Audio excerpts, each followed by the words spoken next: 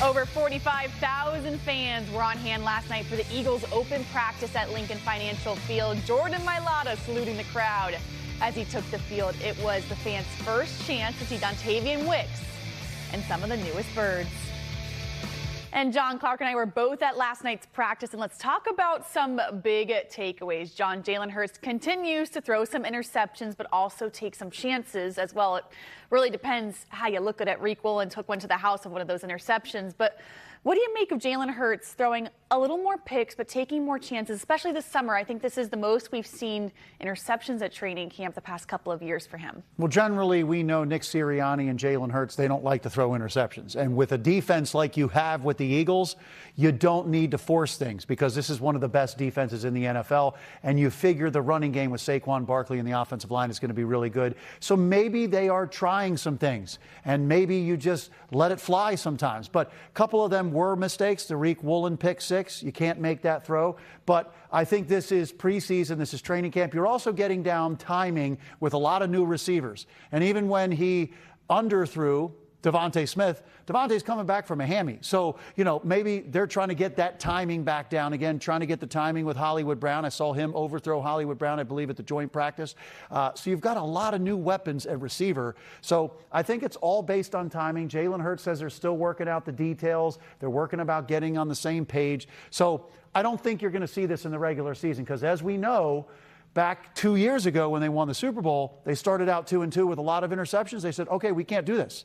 We're going to be a running team, and we're going to cut down on taking chances in the passing game. So I don't think it's going to happen in the regular season. I'm really curious how they balance this because when we talked about this new Eagles offense, it seemed like they were going to have to take more chances, be more aggressive to be what they wanted to be. But that's so not what Nick Sirianni and Jalen Hurts' MO has been the past couple of years. So I've always been very curious how they balance this.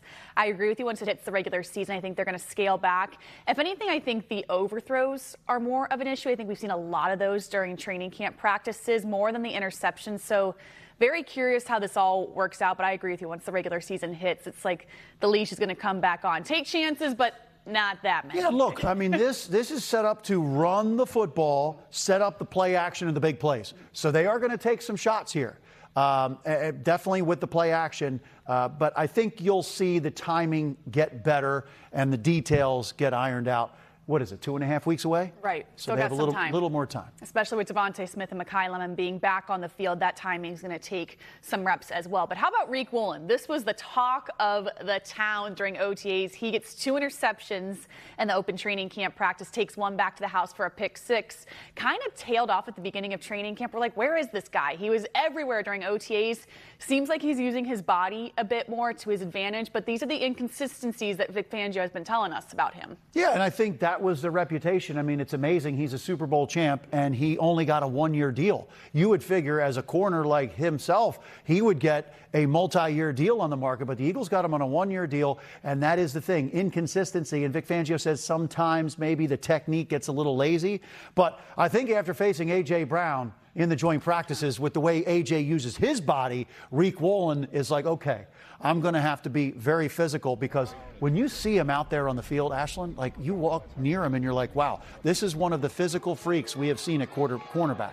I mean, he really is a physical freak. He's got the long arms. He's got the length. So I think when you see this defense with, of course, Quinyon Mitchell and Cooper DeJean, and you add in Riq Woolen, he obviously has ball skills.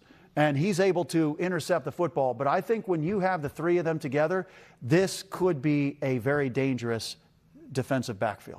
I mean, they could be the best trio eventually towards the middle of the season, best trio in the NFL. It was definitely one of the biggest pieces missing from the secondary last season, and especially with Riq Woolen. He never misses a step. His get-off, his speed is right there with Devontae Smith, Mekhi Lemon, all of these receivers, Dontavian Wicks. But one thing that can tease us at times during Eagles training camp, especially the past couple of years, is the inclusion of Saquon Barkley in the passing game. I thought we saw it so much last year. We get all excited about it.